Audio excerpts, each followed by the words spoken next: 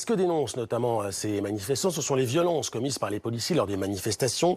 Pas une semaine sans une vidéo qui mette la police en cause. À chaque fois, on y voit des fonctionnaires utiliser la force d'une manière qui semble disproportionnée. Les policiers, eux, se défendent et mettent en avant des conditions de travail de plus en plus tendues et difficiles. Le débat dans un instant avec mes invités. Avant ça, reportage Émeric Barraud, Sophie Hermé. La scène se passe à Toulouse, en marge de la manifestation contre la réforme des retraites jeudi dernier. En fin de journée, la police disperse le cortège en centre-ville, derrière la place du Capitole, lorsque ces CRS s'en prennent à cette femme. Sans raison apparente, un premier policier la pousse, puis un second lui fait un croche-pied volontairement. La femme évite de peu le poteau en fer. Une enquête vient d'être ouverte par le parquet de Toulouse, mais dès hier, lors de ses vœux à la police nationale, le ministre de l'Intérieur a haussé le ton. S'il y a un soupçon, il y aura une enquête. S'il y a une faute, il y aura une sanction. C'est l'honneur de la police qui est en jeu. On ne fait pas de croche-pied à l'éthique, sauf à s'abaisser et à abaisser la police. Un changement de ton notable du premier flic de France, jusqu'ici soutien indéfectible de ces hommes.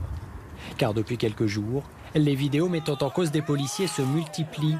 Jeudi dernier encore, dans la manifestation parisienne cette fois-ci.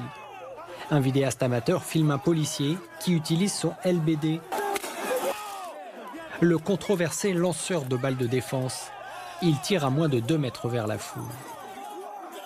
J'ai filmé en fait cette intervention parce que j'ai vu qu'il frappait très fort à coups de matraque. Et en fait le tir de LBD, pendant que je filmais, je me rends pas compte, c'est tellement la panique. Et c'est en regardant la vidéo après que j'ai vu ce tir de LBD. Et je sais pas s'il a touché quelqu'un avec son tir de LBD. Je me suis dit c'est fou quoi, c'était plus qu'à bout portant. C'était à bout touchant quoi. Ce jour-là, à ce moment-là, en plus des coups de matraque, ils auraient pu tuer quelqu'un. À quelques mètres de là, dans la même manifestation, d'autres policiers matraquent cette femme. Elle assure qu'elle tentait simplement de ramasser son téléphone. Je commence à avoir un petit peu flou, à tituber un petit peu. Je mets ma main au niveau de la tête et je vois que mes mains étaient en sang.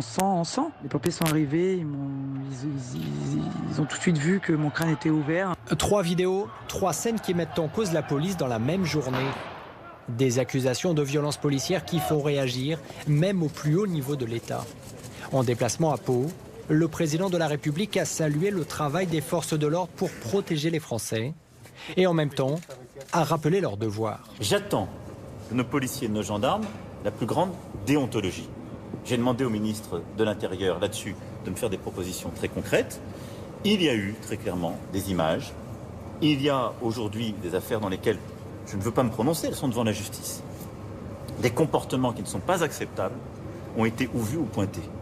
Je ne veux pas en faire la majorité du genre, je ne veux pas généraliser et je ne veux pas que justement ça atteigne la crédibilité et la dignité de mes professionnels des forces de sécurité intérieure. Mais pour cela, il ne faut avoir aucune complaisance. Comme au plus fort de la crise des Gilets jaunes, la police se retrouve sur le banc des accusés. Des forces de l'ordre qui doivent gérer un contexte inédit, une grève à rallonge depuis 1 mois et demi et des mobilisations à répétition contre la réforme des retraites, avec des manifestants hostiles, comme ici jeudi à Paris.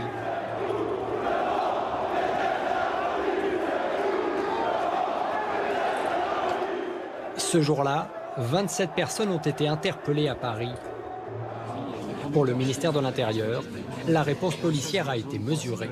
Dans la très grande majorité des cas, bien évidemment, les réponses policières sont proportionnées. Il y a parfois des prises à partie de nos effectifs qui sont effectuées de manière extrêmement violente. Et il y a une réponse proportionnée qui s'effectue dans un cadre réglementaire. Vous savez, c'est la loi qui s'applique également à nos policiers et à nos gendarmes. Et quand il y a des fautes, eh bien, des investigations sont menées, il y a des sanctions. Ce mardi, plusieurs rassemblements avaient lieu devant les commissariats. Au lendemain de la mort près de Lyon d'un policier percuté volontairement par un fourgon lors d'une intervention, les forces de l'ordre dénoncent une montée de la haine anti-flic.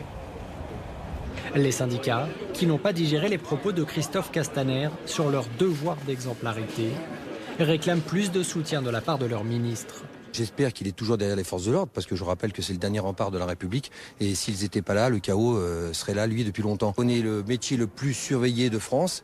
Quand les enquêtes sont là, elles sont bien présentes. Il y a l'issue aux enquêtes, donc laissons les enquêtes se terminer, celles-ci prouvent généralement que les collègues n'ont rien à se reprocher. Au total, à Toulouse et Paris, 3 enquêtes ont été ouvertes pour violences volontaires avec armes par personne dépositaire de l'autorité publique. Ces procédures ont été confiées à l'IGPN, l'inspection générale de la police nationale.